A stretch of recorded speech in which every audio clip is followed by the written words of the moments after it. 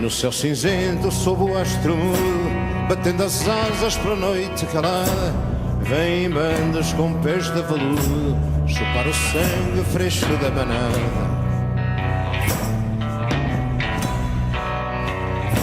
Se alguém se engana com o seu ar sisudo, eles franqueiam as portas à chegada. Eles comem tudo, eles comem tudo, eles comem tudo e não deixam nada. Eles comem tudo, eles comem tudo, eles comem tudo e não deixam nada. A toda a parte chegam os vampiros, poisam nos prédios, poisam nas calçadas, trazem no ventre despojos antigos, mas nada os prende às vidas acabadas. São os mordomos do universo todo, senhores à força, mandadores sem lei, enchem as tulhas, bebem vinho novo, dançam a ronda no pinhal do rei.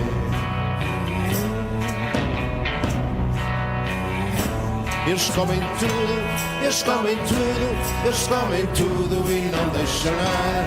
Eles comem tudo, eles comem tudo, eles comem tudo e não deixam nada.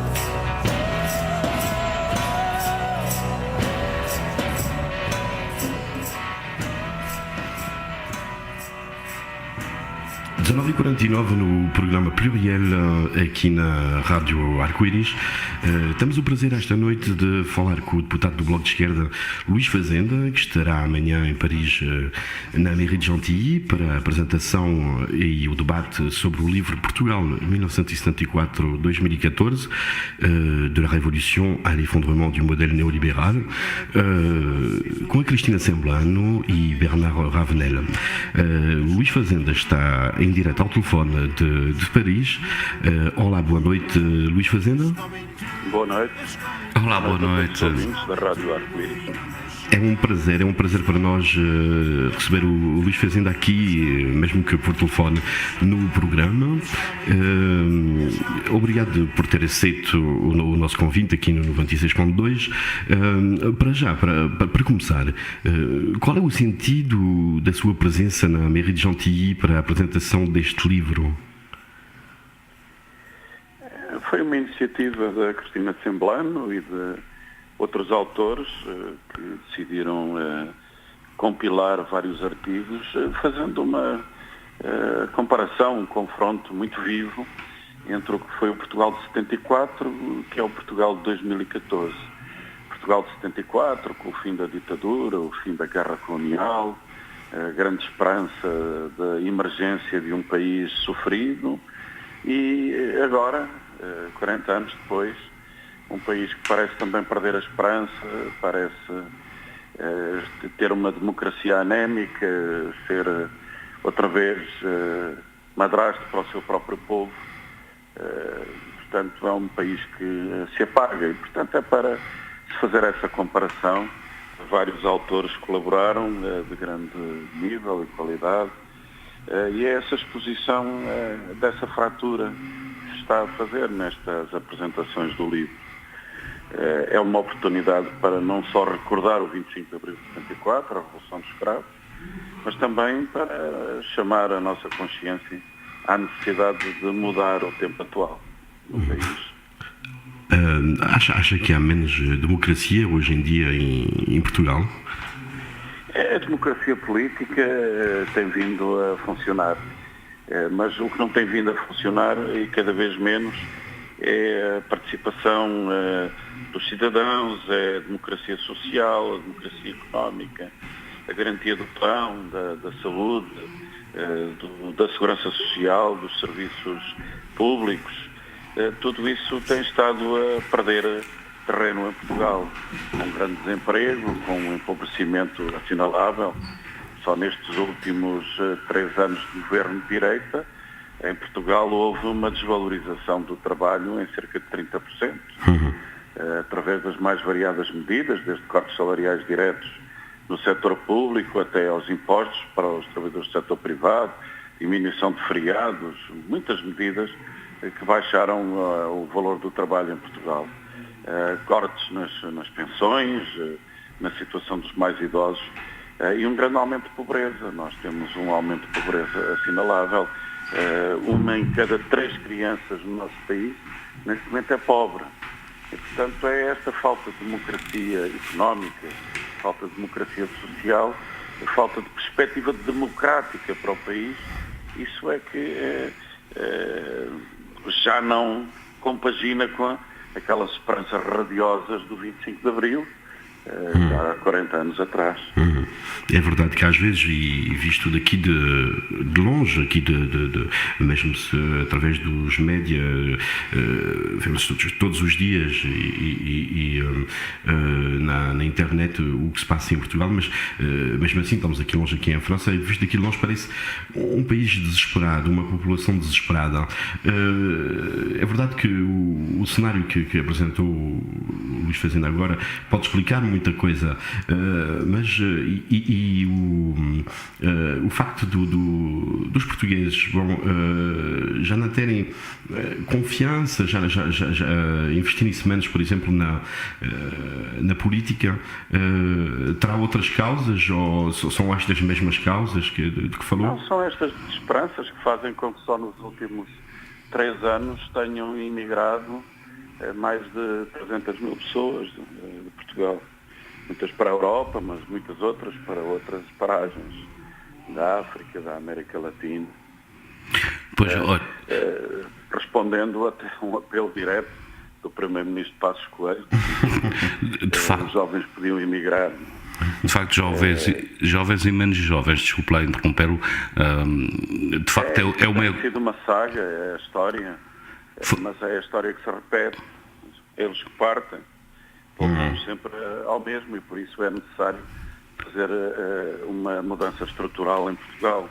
É necessário repartir a riqueza, é necessário novamente ter a garantia da propriedade pública, do investimento público, reforçar a oferta pública de educação, de saúde. É para isso que o país tem que se mobilizar, porque se o país não se mobilizar para isso, não tem futuro. É repartido por interesses. Ainda hoje parece estar vendida à PT de Portugal, ao grupo francês Altice. A pouco e pouco, todas as joias da coroa das empresas portuguesas vão sendo privatizadas por várias multinacionais. E depois, em pouco tempo, as transferências da riqueza dessas empresas já estão fora de Portugal. Portugal vai empobrecendo. Pois é. Por exemplo, aqui hoje em França, nos médias franceses, falou-se da venda do aeroporto de Bordeaux aos chineses, e os jornalistas falam logo aqui em França de perca de soberania da França por causa desse facto. Mas não se ouve vozes assim, quer dizer, ouve-se poucas vozes em Portugal, por exemplo, na comunicação social, dizer vendemos a PT ou vendemos isto agora, e é soberania, é menos soberania para Portugal. Ouve-se pouco isso, não acha? Os aeroportos portugueses foram vendidos a um grupo francês. Pois, exato. Sim, foi a ONA que foi vendida, foi também a eletricidade de Portugal, enfim. A eletricidade de Portugal, a rede elétrica nacional, seguradoras, também capitais chineses. Exatamente. Eu pessoalmente, faço parte daqueles portugueses que tive que fazer o que o Passos Coelho me mandou. Eu tive que emigrar enquanto estava a viver em Portugal há poucos anos. Então tive que vir para a França para poder trabalhar e sustentar a minha família. E de facto vejo um paralelo entre o facto de ser obrigado e até ser chamado a emigrar. Não foi porque eu quis, francamente não foi porque quis, mas era obrigado, e o meu primeiro-ministro, o senhor Passos Coelho, mandou-me emigrar. Então vim cá, e agora recentemente vi na televisão um debate na Assembleia da República em que o governo, um membro do governo, dizia que o desemprego em Portugal estava a baixar recentemente, e eu não deixei de ficar escandalizado, porque contos como eu tiveram que sair de Portugal, que estava no fundo de desemprego, não é? Sem solução à vista. Então, contos como eu tiveram que emigrar. Evidentemente que os desemprego ou os desempregados baixam porque se vão embora, não é? Fogem, são obrigados a fugir de Portugal. O que é que... No último mês nem houve sequer uma baixa estatística do desemprego. Já houve um aumento do desemprego. Mas essa questão é absolutamente verdade, porque se nós verificarmos as estatísticas, não há criação de emprego, o número de empregos diminui. Portanto, o que se passa é, como disse, que há muita imigração. Não é? Calcula-se nos últimos 3 anos tenha sido uma média de 100 mil portugueses, bastantes jovens que vêm saindo do país, cerca de 100 mil por ano. Isso que é uma enorme. força imensa. Ainda por cima, uma parte dessa força de trabalho tem altíssimas qualificações. E, portanto, o país empenhou-se, investiu nessas pessoas, com certeza que as queria ter como ativos do seu próprio desenvolvimento e não vão para outros países levar os seus conhecimentos, as suas capacidades, que bem poderiam ficar em Portugal e faziam falta de desenvolvimento nacional. Exatamente. Mas essa é infelizmente, a situação, porque decidiram-se aplicar um plano de austeridade, correspondendo àquilo que é a engenharia política da Alemanha e da União Europeia, e esse plano de austeridade destruiu centenas de milhares de postos de trabalho em Portugal. E não parece que vá haver alguma recuperação rápida, a não ser que haja uma viragem dessa política, e ela vai ter que ser a partir do investimento público, da recuperação da propriedade pública. Não há outra forma de resolver esse problema em Portugal. Portanto, com estas medidas de austeridade e as políticas de austeridade, nós não conseguiremos ter novamente um arranque no emprego e sobretudo na criação de riqueza. Repare que só nos últimos 3 anos a riqueza de Portugal andou para trás 10 anos. Nós perdemos 10 anos de produção, de acumulação de valor no país. O que é muito, pois. É um desastre. É um desastre, exatamente. Mudando um pouco de assunto, Luís Fazenda, aconteceu há pouco a 9ª convenção do Bloco de Esquerda. Pode falar-nos da maneira como se passou a convenção e os resultados desta mesma convenção? A ideia da convenção está de acordo com o drama que o país vive, e a ideia foi exatamente responder aos problemas da austeridade. O grande lema da convenção foi romper com a austeridade, garantir o pão, paz, habitação, saúde.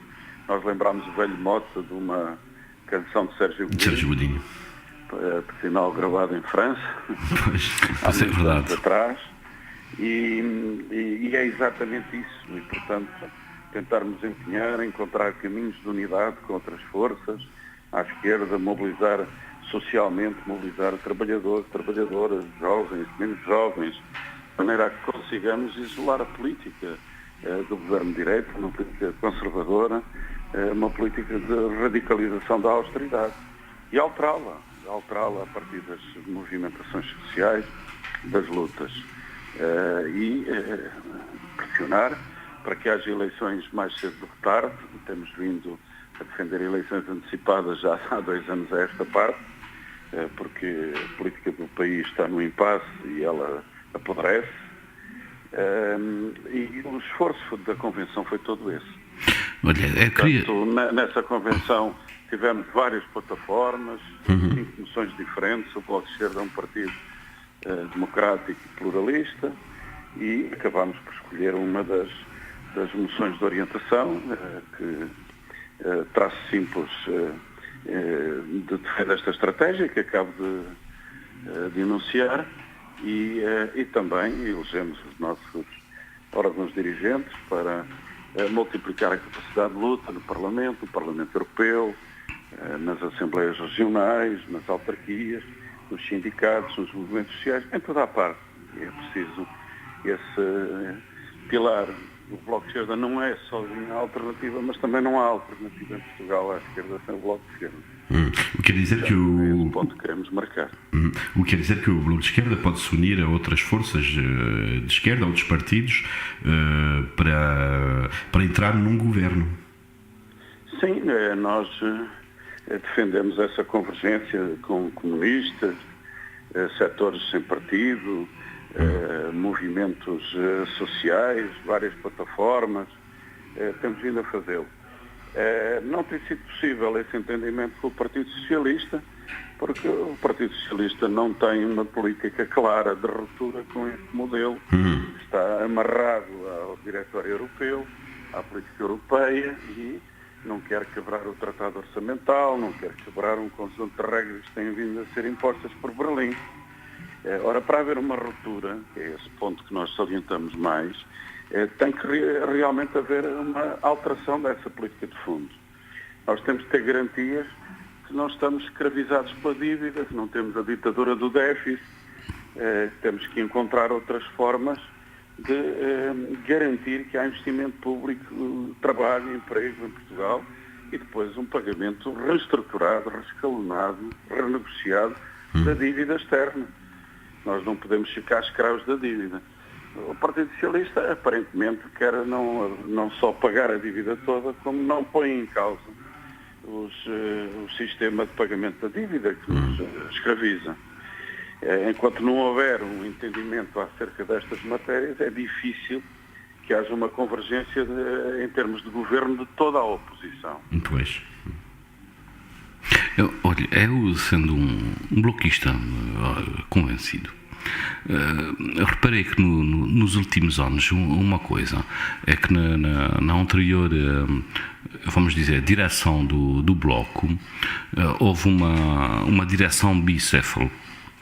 Sim. Eu fiquei um pouco, inicialmente até estava entusiasmado, mas achei que talvez o facto de haver uma direção bicéfala tenha prejudicado bastante, e sobretudo nas últimas eleições, o Bloco de Esquerda, por falta talvez de um líder. Bom, enfim, não vou falar como muitos falam do Francisco Louçã, que é um líder como outros, carismático, mas duas pessoas em vez de uma pode talvez fazer confusão na cabeça dos eleitores.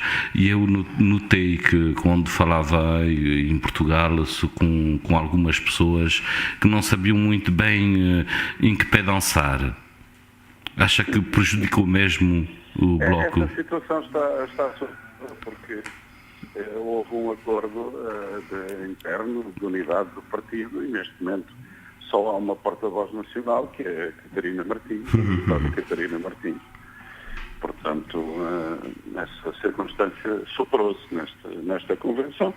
Uns acharam que foi uma experiência interessante. Foi de facto. Não acharam tão interessante. Eu insiro-me naqueles que não acharam que a experiência tivesse sido positiva. Mas isso está superado agora. Vamos trabalhar com uma porta-voz nacional e uma direção colegial, isso aqui é importante, trabalho coletivo do Bloco de Esquerda. E o Partido de Esquerda deve ter essa cultura do trabalho coletivo e de uma direção colegial. Vamos para a frente. Creio que o debate que fizemos foi importante para reforçar a unidade interna, para aclararmos os nossos pontos de vista, para mostrarmos à sociedade portuguesa que somos um partido democrático e plural, e uma vez feitas as devidas discussões, os esclarecimentos necessários, as votações e o apuramento da vontade do partido, a partir de agora é unir e enfrentar a situação e recuperar. O Bloco de Esquerda precisa de recuperar algum espaço de confiança que, entretanto, devido à crise, devido à corrupção, devido a algumas experiências mal sucedidas, trouxeram prejuízo. Luís Fazenda, esta noite falando aqui na Rádio Arco-Íris, aqui na zona de Orléans, onde há mais ou menos uns 10 mil portugueses. Sei que domingo, entre as 12h30 e as 14h, estará na Rádio Alfa de Paris, junto com a Cristina Samlan e o Bamadi Sonoko, que é maire adjoint de Mairie de Chantilly. Vai falar também para a Rádio Alfa de Paris, também é escutada por muitos e imensos portugueses. Qual é a mensagem que gostava de dar aos portugueses de Paris e de Orléans, e em geral aos portugueses da imigração? Que nós lidamos com uma imigração em circunstâncias muito mais difíceis do que há uns anos atrás. É que, infelizmente, o surto migratório que temos hoje em Portugal para a Europa, para a França, para tantos outros países, demonstra uma grande fraqueza económica, dificuldade, muita da imigração que temos hoje, não só em França, como em vários países europeus, com problemas sociais muito graves, com problemas económicos, com dificuldades de várias ordens, exatamente numa altura em que a República Portuguesa diminui os apoios, diminui as proteções, diminui as garantias, diminui até, enfim, os braços que podia ter de consulados e de representações diplomáticas. Nós entendemos que essa é uma circunstância cada vez mais difícil. Portanto, o apelo é exatamente para que nos unamos todos, portugueses, quer aqueles que estão em Portugal, quer aqueles que estão na diáspora, e consigamos realmente mudar o estatuto social e combater o capitalismo selvagem, quer que ele se encontre em França ou noutros lados, e sobretudo condições de solidariedade para não permitir que tantos dos nossos compatriotas estejam numa situação muito difícil de alojamentos, de trabalho, de precariedade de empregos, de borlas nos contratos de trabalho, de tantas situações que nós vamos conhecendo. Muito obrigado, Luís Fazenda, pela sua presença aqui no nosso programa e boa estadia em Paris. Muito obrigado e uma grande saudação a todos os portugueses da área da Orléans. Muito obrigado. Boa noite. Um grande abraço.